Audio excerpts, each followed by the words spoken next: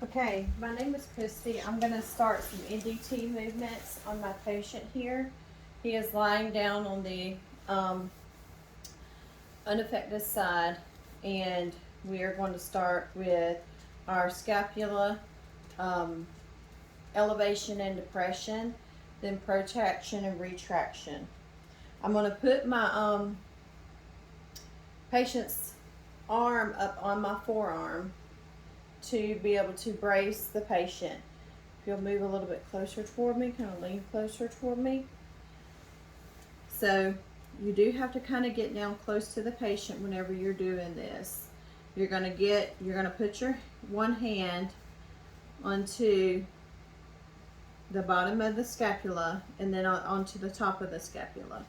So that way you can make sure that you have a good grasp onto the scapula whenever you're doing elevation and depression. Okay, so we're going to do elevation and depression.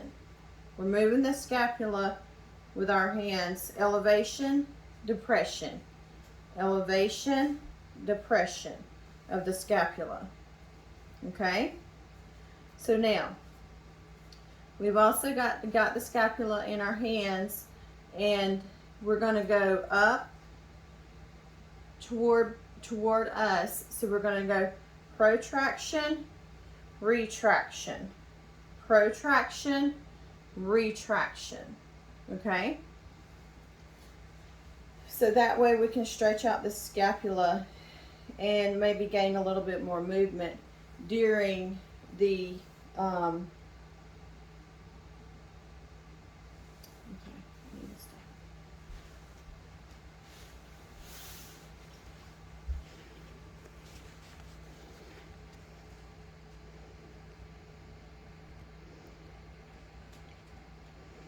Okay, so now we're going to do the portion of the lab where the NDT lab while the patient is sitting.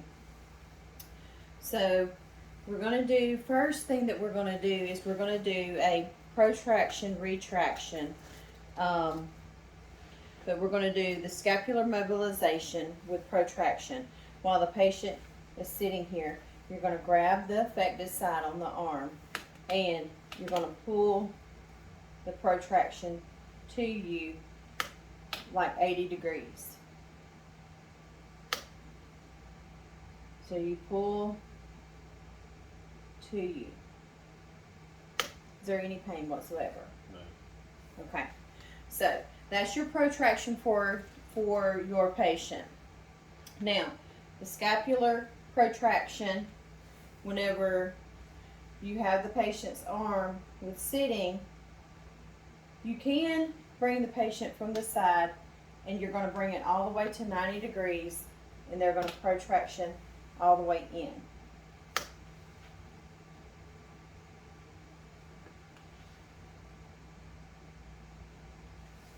Now, whenever you go from here, it is easier to just go ahead and go and do the upward rotation because you have your hand on the elbow. You're going to hold and cradle the arm, hold the elbow, make sure that you have the scapula, and you're moving the arm up as far as they can tolerate it. And that is upward rotation.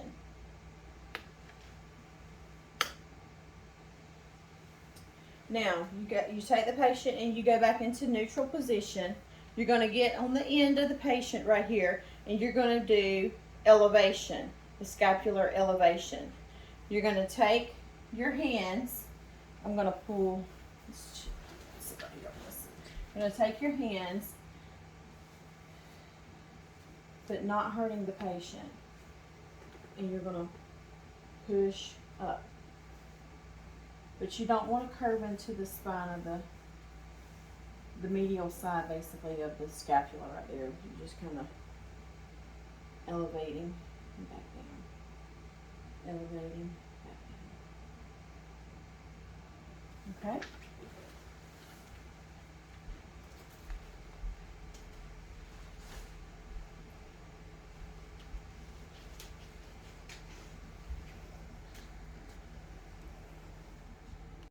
Okay, so this is the part of the NDT lab where we have the patient supine and we're going on the sideline on the affected side.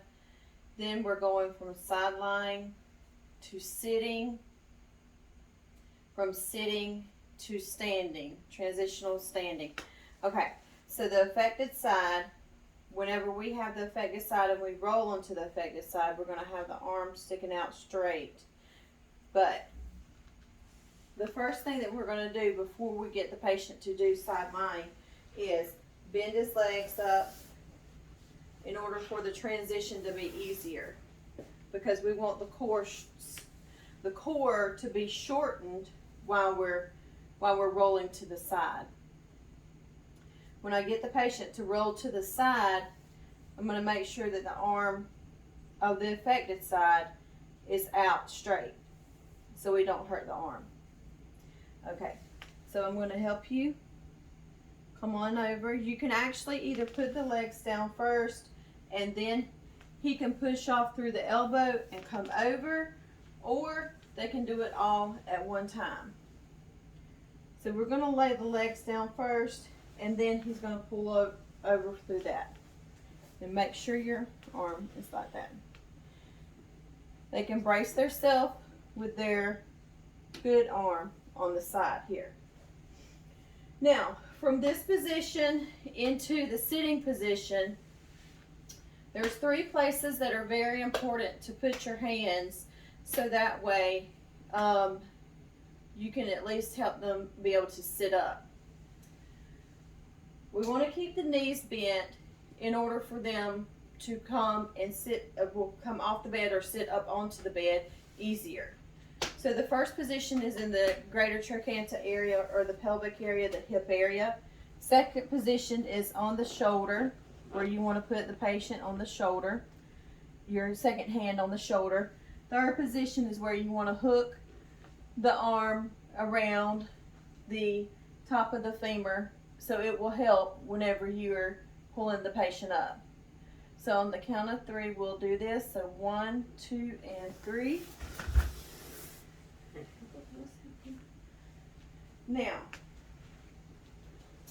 Now that the patient is sitting here, we can do, you can move that on.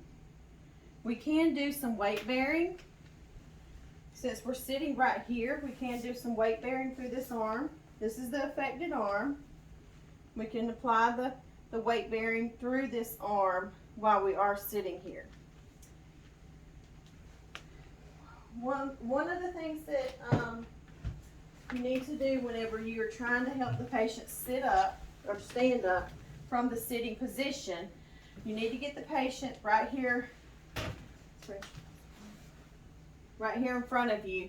You have to come right up here close to them, close as you can to them, in between the bed. But you want them to be able to put their feet on the ground properly before they stand up. So what I'm going to do is help them slide to the edge of the bed, but we're going to go from hip to hip. We're going to go from this hip first.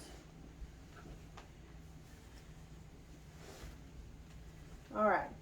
Are you on the edge of the bed? Mm-hmm. Okay. So we're still going to apply weight bearing through this arm. They can hold on with this hand. This is not the affected side. Now, you want to make sure that you can get up and you can have your knees onto their knees. So whenever you start to get picked to help them stand up, you want to put your hands right here around the waist in order, and onto the back in order to help them stand up. He is a whole lot taller patient, so he is going to be towering over me because I am short. So, more than likely an easier way to help him stand up would be to stand up yourself and then stand him up. So, anyway, we can do it both ways.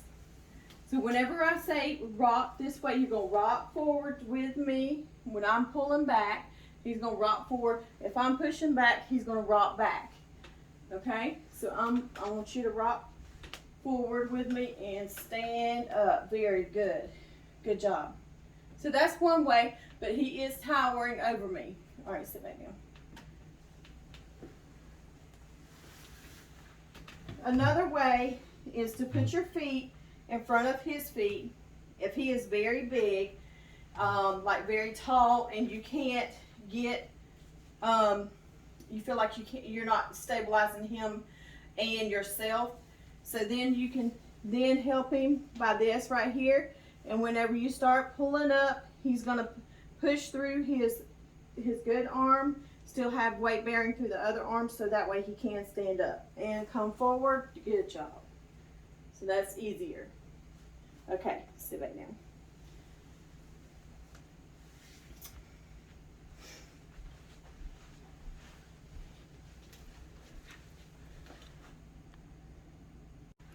Okay, so now we're going to do our P&F movement patterns while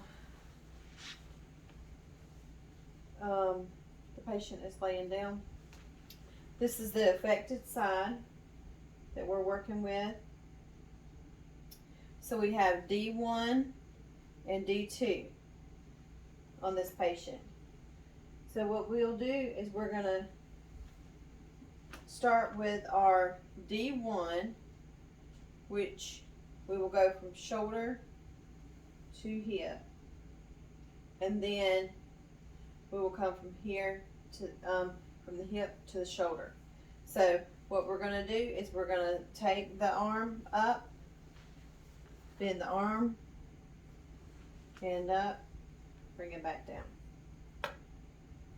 up, shoulder, up, bring it back down. So now, our next movement, move your hand over, bring your arm up, and move it back down. Our next movement is bring your arm up and back down. So now we go for the D2, which is we're going to draw the sword and bring your arm up. Okay? So we're going to draw the sword. Bring your arm up. Now, so you're going to try to push my arm down when we're going all the way down, up, and down. We're going up and down. Very good. So that is our P&F movements. D1 and then D2.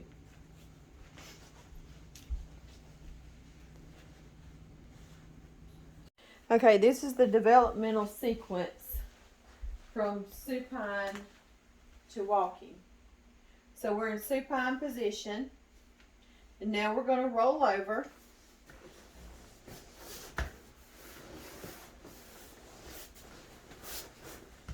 Okay, and we're in prone position, and now we're going to do prone extension. Good. And then neck co-contraction, and then prone on our elbows, and then quadruped on all fours. Very good. And then we're going to do standing, and then we're going to do walking.